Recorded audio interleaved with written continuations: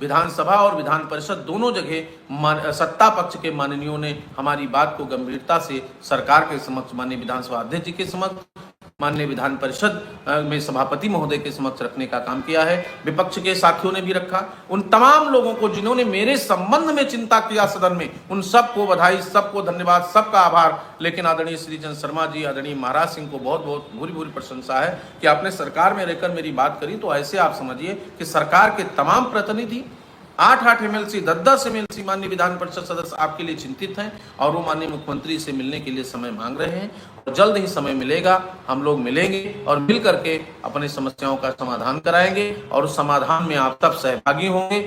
और जैसे ही समाधान होगा हम आपको लखनऊ जरूर बुलाएंगे, चाहे हम धन्यवाद ज्ञापन करने के लिए बुलाएंगे और चाहे अगली रणनीति के लिए बुलाएंगे, लेकिन अगली रणनीति नहीं बल्कि धन्यवाद और आभार के लिए बुलाएं, ये अच्छा होगा।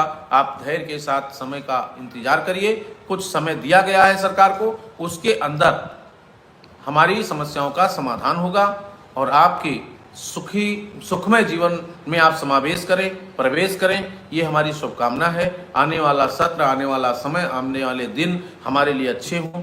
और फिर मैं आपसे अनुरोध करता हूं कि आप हमको जो भी मिलता है उसमें से हम एक रोटी कम खाएंगे, लेकिन अपने साथियों की जीवन रक्षा और जीवन सुरक्षा में अपना योगदान देंगे। जहां जिले स्तर की बात होगी वहां जिले स्तर पर काम किया जाएगा, जहां ब्लॉक स्तर पे जरूरत होगी ब्लॉक स्तर पे किया जाएगा, और जहां प्रदेश स्तर की जरूरत होगी वहां आपको प्रदेश स्तर पे काम करना पड़ेगा। ये आपकी जिम्मेदारी है, हमारी जिम्मेदारी, हम सब की जिम्मेदारी है। और इस पूरे जिम्मेदारी को निर्वहन करने के लिए ऐसा नहीं है कि हम किसी को नहीं देख रहे हैं। जहां भी सूचनाएं मिलती हैं मैं सबको अपने साथ जोड़ करके और सबके दुख सुख में शामिल होकर के वहां तक काम करने का प्रयास करता हूं। मैं पुनः आप सबको धन्यवाद ज्ञापित करता हूं कि आज आप लोग चैनल से जुड़े, हमारी बात को सुना, उसका आत्मसात करिए और अपने साथियों की मदद करिए। आदरणीय मिश्रा जी के लिए आप सब लोग दुआ करिए, आप सब लोग भगवान से प्रार्थना करिए कि मिश्रा जी जल्दी स्वस्थ हों। मिश्रा जी जैसा कर्मठी व्यक्ति और संगठन के लिए हनुमान हमको दोबारा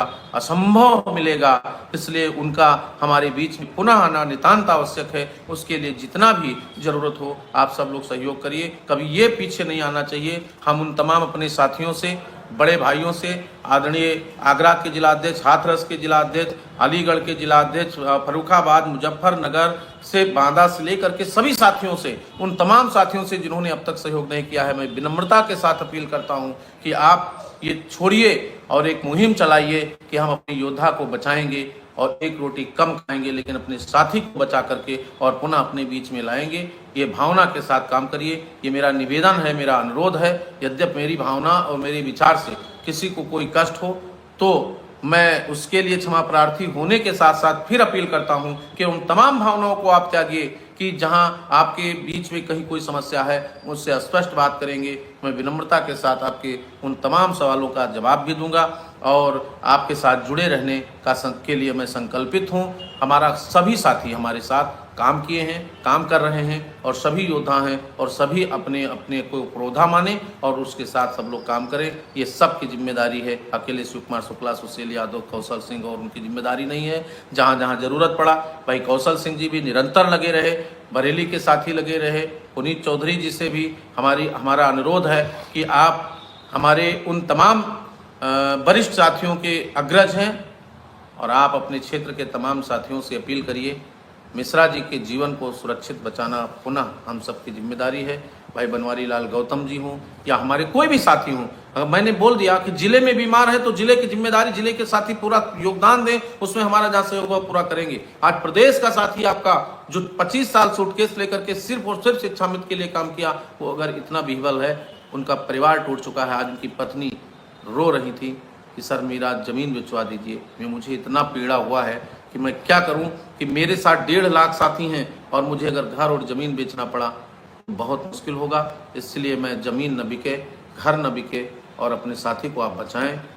इसी के साथ सरकार मेरे साथ, हम सरकार के साथ समय की बद्धता, समय की प्रतिबद्धता, समय जो दिया गया है उस समय तक आप प्रतीक्षा करेंगे, धैर्य के साथ करेंगे, अनावश्यक टिप्पणी नहीं करेंगे, सभी लोग संयमित रहेंगे और संयम के साथ हम लोग जैसे ही मिश्रा जी के कुछ स्थिति में सुधार होगा, प्रादेशिक बैठक होगी आपके गिले शिकवे को पूरी तरह से सुनने के लिए मैं प्रतिबद्ध होऊंगा और नई योजना रचना बनाने में आपके सुझाव अपेक्षित होंगे। आपके सुझाव और समर्थन के साथ हम लोग आगे बढ़ेंगे। सभी को पुनः धन्यवाद, आभार, बहुत बहुत शुभकामनाएं। बहुत बहुत धन्यवाद आदरणीय अध्यक्ष जी। साथियों, दो तीन चीज़ें छोटी छोटी भी थी जो आदरणीय डीजी मैडम से वार्ता हुई है और उनका भी समाधान करने के लिए उन्होंने बोला है। जैसे हमारे फर्रुखाबाद के जनपद के साथियों का 3 महीने का मानदेय था, वो बात रखी गई। चंदौली और कौशाम्बी का भी 1-1 महीने का मानदेय 2018 का बकाया था, तो उन्होंने कहा कि नहीं, हमारे संज्ञान में है और इसको हम जल्द से जल्द व्यवस्था कराने का काम कर रहे हैं। आदरणीय अध्यक्ष जी ने कहा कि मैम हो सके। आप सभी ने सुना कि शिव कुमार शुक्ला जी रणनीति के बारे में कह रहे हैं और रणनीति तो बनानी ही पड़ेगी प्रदेश अध्यक्ष होने के नाते। लेकिन सवाल ये उठता है कि क्या शिक्षा मित्र इनका साथ देने के लिए तैयार है?